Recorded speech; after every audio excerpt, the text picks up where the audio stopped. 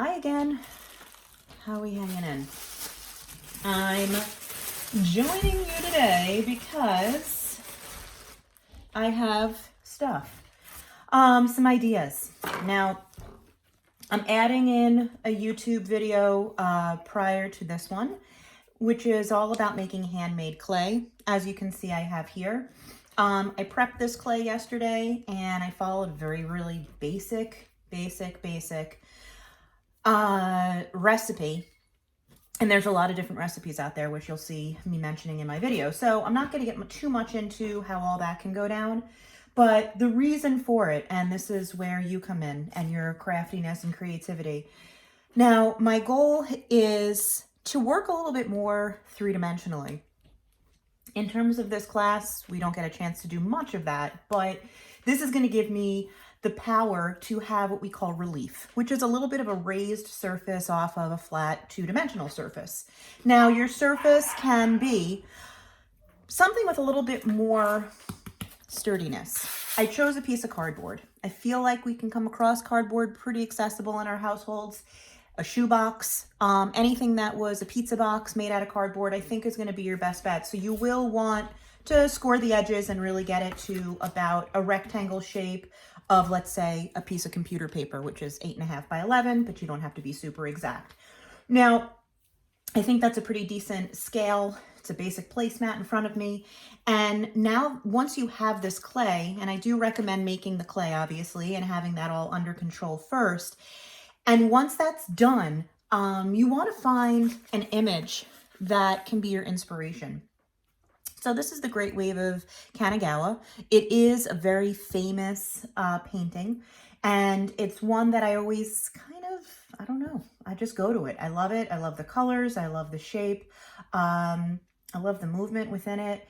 And it just kind of tells an interesting story, gives you a little bit of a sense of an idea of what kind of unrest sometimes our world can be in and what it can do. And you can kind of see the, distant little images in there, Mount Fuji way off in the distance, all that stuff. So I just thought, aside from anything else, it's a color scheme I love, and it's just a really cool image. So it's one that I go to sometimes with my own personal artwork, but it's what I'm going to work with today. So the goal for myself is to establish a reinterpretation of the Great Wave. So I am going to very weirdly just kind of start to incorporate chunks of clay, and it's going to be very primitive in the beginning because, and you'll see little bits and pieces are going to crumble and break off, but I am going to start to slowly get it into place,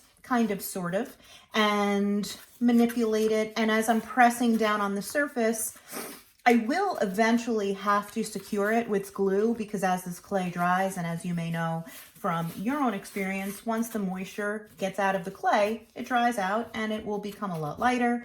And obviously it will start to detach from the surface if it's not affixed appropriately. So that's my deal.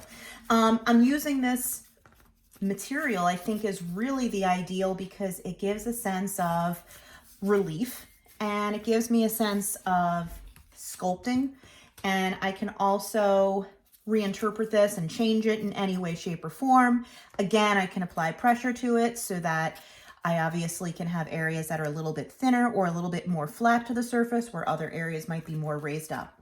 Now, the whole purpose of this is that we are going to use another ordinary piece of material, which is aluminum foil. After this, and this is not going to look very attractive probably in the end, but after this is established, or maybe yours will, and you'll totally love it, and you'll want to just paint right on top of it. That's your call to make. Now, as far as my next step, and I think it's a little bit more accessible to those of you out there, taking tin foil is going to be the surface that I kind of mask over the top of this. So I am going to, and again, my fingers are a great tool as I'm just kind of digging in and making marks and impressions in certain areas. If you need to break out a pencil or if you got random utensils, feel free. But I'm just continuing on doing what I've been doing, nothing fancy. I want to try, like I've said before, to mimic this. And my own spin can be Totally acceptable.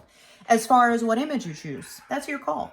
I'm going to also attach a slideshow to just give you a couple of iconic paintings out there, which you can rely on.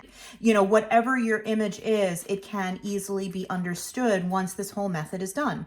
Now, this is a little bit more of an involved project than what we've been doing, and I feel like it's good to take a little bit of a turn from just the immediate quick ones and see where you can go with this. Now, where day one would be make your clay. Achieve that. Make it happen. If you can't make the clay, if for whatever reason you don't have these materials on hand and you're finding it's very challenging to get this stuff, fear not. There's other stuff that you can use. Paper can be ripped, torn, rolled up, paper towels, toilet paper, things that are pliable. I know these are hot topic items here in our household during this wildly interesting pandemic, but they could also allow for you to have a little bit of purpose with the use of your art. And if it all is for art's sake, then I think it's a well worth it contribution. So why not? So here I am again. I'm going to let this sit. Obviously it's attached to my board. It will serve purpose eventually. Day two would be this, getting this accomplished. Getting yourself situated didn't really take a lot of time. Again, everybody's images are different. I do have a lot of clay here still. I have it wrapped in a wet rag that I keep in a plastic bag.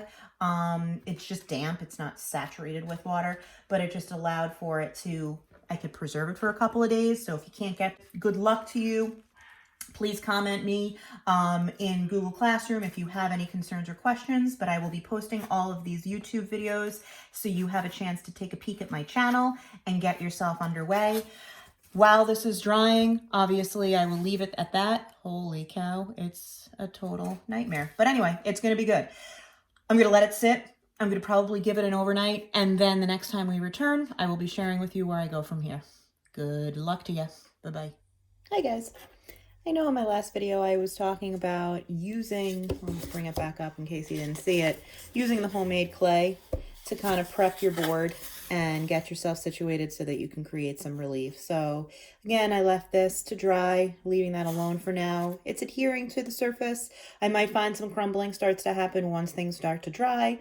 So if in fact that does, then I would probably want to apply a little bit of glue gun, which brings me to my next idea of using a surface, whatever that surface may be, piece of paper, construction paper, but cardboard, again, something a bit sturdier would work best. I did have an extra canvas, and so now I'm going to work with this. Now, my idea is really very simply coming off the top of my head. I really wanted to make the idea of a tree, but I wanted the branches to kind of be flowy, similar to that of a wave. I'm bringing myself back to that idea. Lapse. I will share with you how applying glue using a glue gun, Elmer's glue can also work, will also provide you a release, which is a raised surface.